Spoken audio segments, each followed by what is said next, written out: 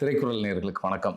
இன்று நம்மோடு சிறப்பு விருந்தினர், அரசியல் விமர்சகர், மூத்த ஊடகவியலாளர், ஃபர்ஸ்ட் நைன் ஊடகத்தினுடைய ஆசிரியர் உமாபதி கிருஷ்ணன் இணைந்திருக்கிறார். பேசுவோம். வணக்கம் சார். வணக்கம். வணக்கம் சார், சட்டமன்றத்தில் முதல்வர் விஜய் அவர்கள் நான் எப்படி ஆட்சி பொறுப்பை ஏற்றேன், தாவேக்கா எப்படி ஆட்சி பொறுப்பை ஏற்றது, 2 வருட வேலை இல்லை, பல வருடங்களாக இயக்கமாக ஆரம்பித்து எல்லா விஷயங்களையும் பேசினார்.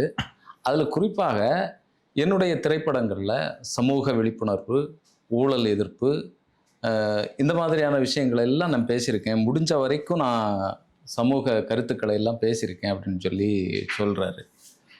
ஆனால் நம்ம நிறைய திரைப்படங்கள், அவருடைய திரைப்படங்களை எடுத்து பார்த்தாச்சுன்னு சொன்னால் வேறு மாதிரி இருக்கும். நீங்கள் அதை எப்படி பார்க்குறீங்க? உண்மையிலேயே திரைப்படங்கள் வழியாக சமூகத்திற்கு நல்ல விஷயங்களை அவர் சொல்லி அப்படி தான் வந்திருக்கிறாரா? இல்லை, இந்த சமூகத்தில் கெட்ட விஷயம் நல்ல விஷயம் எதுவுமே கிடையாது. இப்போ பார்த்தீங்கன்னா, இப்போ ஒரு படம் கில்லின்னு ஒரு படம் சூப்பர் டூப்பர் ஹிட். அந்த படத்தில் பார்த்தீங்க அப்படின்னா அந்த வில்லன் கொடூரமானவன். அந்த படத்தில் நடித்த நடிகை த்ரிஷான்னு நினைக்கிறேன். மிக அழகான ஒரு பெண், இளம் பெண், மிக அழகான பெண். ஒரு தாவணி போட்ட ஒரு குடும்பத்து குத்து விளக்கு மாதிரி இருக்கக்கூடிய ஒரு பொண்ணு. அந்த பொண்ணை வந்து அந்த வில்லன் பார்த்தீங்க அப்படின்னா அந்த பொண்ணுக்கு 25, வில்லனுக்கு 45 அப்படின்னு இருக்கும். 20-25 வருஷம் மூத்தவன். அது அவன் வந்து என்னன்னா, இந்த பொண்ணு படித்த பெண்ணாக இருக்கும், நல்லா வளர்த்துருப்பாங்க, அமைதியாக வளர்த்துருப்பாங்க. அந்த தம்பியும் வந்து ஒரு அழகாக வளர்த்துருக்கக்கூடிய நேரத்தில் அந்த வில்லன் இந்த பொண்ணை அடையணுன்றதுக்காக என்ன பண்ணுறான் அப்படின்னா, கொடுமைப்படுத்தி அவங்க பேரண்ட்ஸ் எல்லாம் கொண்டுறான். அக்காவே கொள்றான், அடிக்கிறான், மச்சனனை கொள்றான், கொன்று அந்த பொண்ணை தூக்கிட்டு போகிறான். அப்போ வந்து என்னென்னா, ஏன் வந்து விஜய் அவர்கள் இன்னைக்கு முதலமைச்சர் ஆயிருக்காரு அப்படின்னு பார்த்தீங்கன்னா, இவர் அவங்க அந்த பொண்ணுக்கு சொந்தக்காரர் கிடையாது. இல்லை அக்கா எய்த்து வீடு பக்கத்து வீடா அதுவும் கிடையாது. இல்லை கூட படித்தவரா அதுவும் கிடையாது. இல்லை அவங்க அம்மா வழியில் சொந்தமானா அதுவும் கிடையாது. அப்பா வழியில் சொந்தமா அதுவும் கிடையாது. இல்லை இந்த ஊரான்னு பார்த்தா அதுவும் கிடையாது. சென்னையை சேர்ந்த ஒரு இளைஞன் எங்கே தவறு நடந்தாலும், தமிழகத்தில் எங்கே தவறு நடந்தாலும் தட்டி கேட்கக்கூடிய ஒரு இளைஞன் கபடி விளையாட போகிறார். இவர் தொழில் வேலை வந்து கபடி விளையாட போட்டிக்காக போகிறார். அதை தாண்டி இப்படி ஒரு அக்கிரமம், அராஜகம், அட்டூழியம் நடக்குதுன்னு தெரிஞ்ச உடனே என்ன பண்ணுறாருன்னா, அந்த பொண்ணை தூக்கிட்டு வந்துடுறாரு. தூக்கிட்டு வந்து யாருமே செய்வாங்க.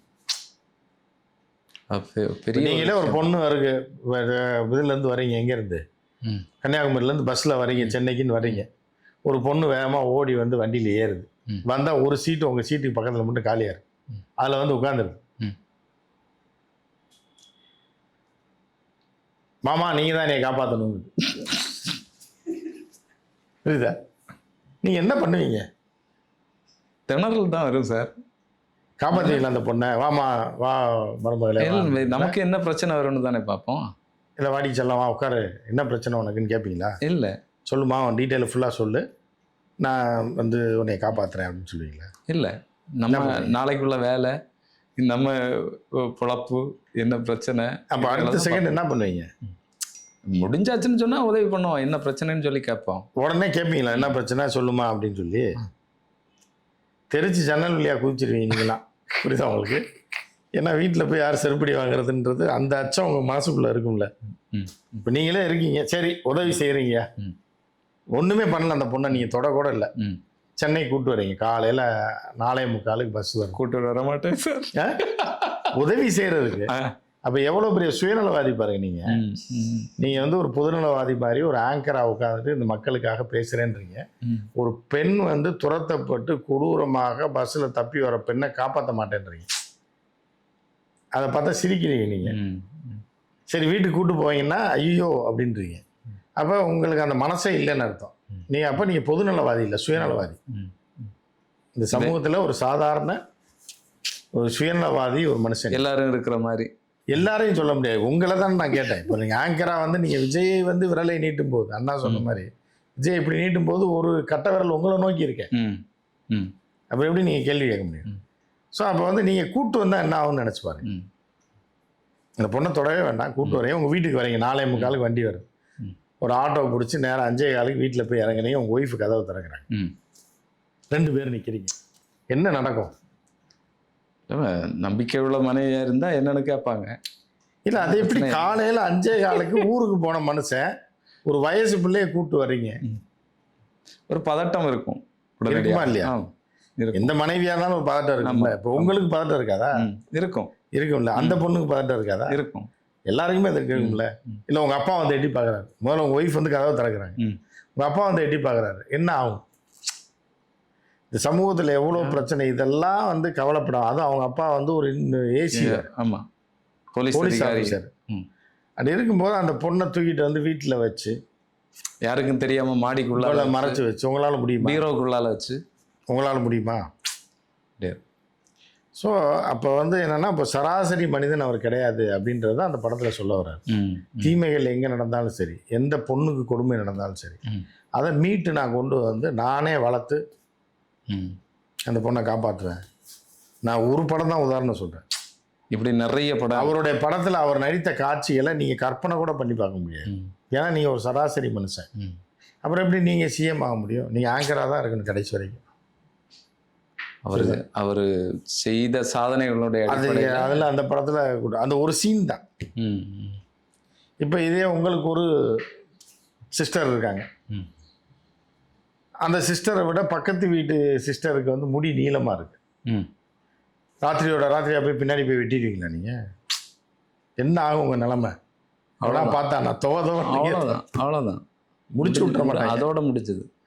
போக்சோ வழக்கு போட்டு உங்களை தூக்கிடுவாங்க. ஆனால் அவர் அதையும் அந்த பொண்ணு சடையை வெட்டாமல் அவன் அக்கா சடையை வெட்டிட்டு வந்துடுறாரு.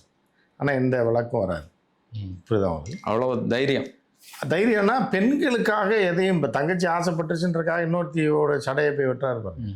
ஸோ இப்படி வந்து பெண்களுக்காகவே அவர் வந்து தன் வாழ்நாள் எப்போ எதை வேணாலும் செய்வேன் அப்படின்றத அவர் உறுதிப்பட சொல்கிறார். முடி வெட்டுறதுலேருந்து எல்லாமே அவர் எதை தொட்டாலும் அதை நீங்கள் சராசரி மனிதன் எவனுமே செய்ய முடியாது. புரியுதா? ஜில்லா படத்துலேருந்துலாம் நிறைய பண்ணியிருக்காரு. நிறைய காட்சி இருக்கு, நிறைய விழிப்புணர்வு காட்சிகள் இருக்குது. கொக்கோ கோலா பாட்டிலை வச்சு நீங்கள் போய் நில்லுங்க பார்ப்போம், ஏன்னா ப்ரெஸ் வரானான்னு பார்ப்போம். ஏன் போங்க சண்டி ஆஃபீஸ் வாசலில் கொக்கோ கோலாவோட நில்லுங்க, பேட்டி கொடுக்குறேன், ஏன்னா அந்த மைக்கு போடுவாங்க. இல்லை, அவர் வந்தான்னா 40 பேர் வருவான். இல்லை, அந்த ஒரு பவர் இருக்கும். அவர் அதை பற்றி அரை மணி நேரம் பேசுவார் டைலாக்ல. சுற்றி ஒரு காந்த சக்தி இருக்கும். ஸோ அப்படிப்பட்ட மனிதர்கள் வந்து ஒரு எப்படின்னா ஒரு பவர்ஃபுல்லான ஆட்கள். அவர்களை மாதிரி எல்லாரும் வர முடியாது. புரியுதாவது? அதனால நீங்கள் வந்து அவரை விமர்சனம் செய்வதே தப்பு. அவர் சினிமாவில் இருந்திருந்தாலே இந்த அநியாயங்கள் குறைஞ்சிருக்குமோ சார்? இல்லை, அதனால தான் குறைஞ்சிருக்கு. இப்போ சரி, அவர் இல்லாமல் இருந்திருந்தாருன்னா இன்னொரு பயங்கரமாக நடந்திருக்கும். சரியா கொடூரமாக நடந்திருக்கும் தமிழ்நாட்டில். இப்போ கட்டுப்படுத்தப்பட்டிருக்கிறதே அவர் படத்தில் நடித்த சில காட்சிகளை பார்த்து தான் ரவுடிஸ்லாம் பயப்படுறாங்க. ஓ சரி சரி. இவர் கூட நிறையா பேர் அந்த பழைய படத்தை பார்த்து தான் பயந்து பேசாமல் இருக்காங்க.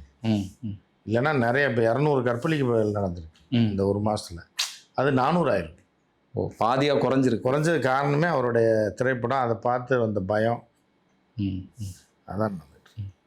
ஆனால் சட்டமன்றத்தில் இருக்கும்போது கொலைக்களத்துக்கு கொண்டு போன மாதிரியான ஒரு இதில் இருக்காரு. அப்படிப்பட்ட ஒரு சிந்தனையில் இருக்கிறாரா? சிந்தனையில் அவர் இல்லை, உங்கள் சிந்தனை அப்படி நீங்கள் பார்க்கறதுக்கு அப்படி தெரியுது. உங்களுடைய பார்வை வந்து அப்படி தெரியுது. சிஐடிகள் எல்லாம் முன்னால் இருப்பாங்க. அவர் ஒரு தியான நிலையில் அவர் பாட்டு இருக்காரு. ஒரு கோட் சூட்டை போட்டு அவர் பாட்டுக்கு உட்காந்துருக்காரு. நாட்டில் இவ்வளோ பிரச்சனைகள் நடக்கு, இவ்வளோ சிக்கல்கள் இருக்குது, கரண்ட் கட் ஆகுது, இந்த பிரச்சனைகள்லாம் பேசும்போது அவர் ஒரு ஒரு ஒரு தியான மனநிலையில் இருக்கிற மாதிரி தானே. ஆமாம், அதெல்லாம் அந்த கிரகிச்சா தானே ஒரு 6 மாதம் 1 வருஷத்தில் அதெல்லாம் சரி பண்ண முடியும் அப்படின்றத அவர் யோசிக்க. அனுதினமும் ஒவ்வொரு நிமிஷமும் அதை பற்றி தான் யோசிச்சுட்டு இருக்காரு. இந்த மக்களை எப்படி நல்வழிப்படுத்துறது, இந்த கிரைமை கட்டுப்படுத்துறது எப்படி. ஏன்னா யார் பேசினாலும் அவர் காதில் விழுகாது.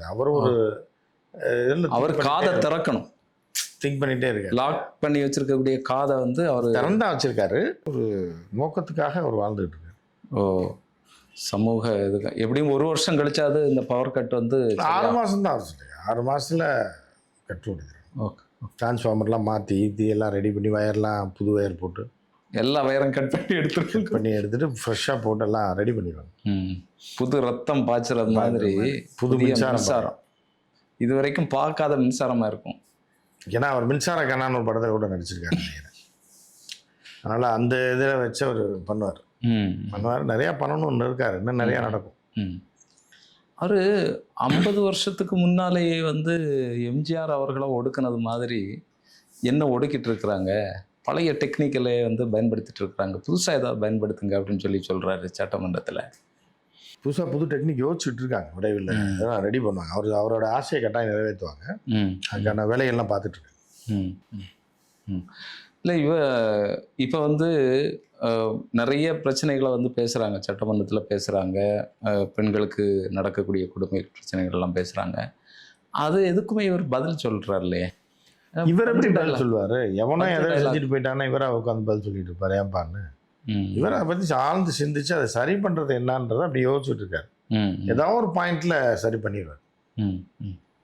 அதை தாண்டி எதுவும் இல்லை. அதான் அவர் இப்போ ஆதவர்தனா சொல்லும்போது சொல்கிறாரு, அவருக்கு எப்போ என்ன பேசணும், எப்படி பேசணுங்கிறது தெரியும், அந்த நேரம் அவர் பேசுவார், நீங்கள் எல்லாம் சொல்லி கொடுக்க வேண்டிய தேவையில்லை அப்படிங்கிற மாதிரி அவர் வந்து சொல்கிறாரு. இந்த இவருடைய பவர் தெரிஞ்சதுனால தான் இவர் பேசுகிறாரு அப்படி இல்லை. அவர் தான் இப்போ இன்னைக்கு கூட பேசினார்ல. ஆமாம், இன்னைக்கு கூட பேசினார், உங்கள் அப்பாவை காணா தாத்தாவை காணா அப்படின்னு.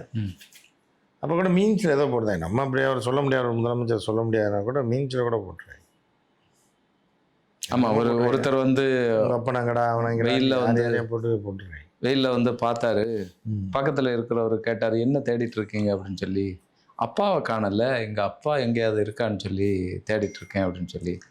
அது வந்து முன்னாள் முதல்வர் மு.க. ஸ்டாலின் சொன்னதாக எல்லாரும் பேசிக்கிறாங்க.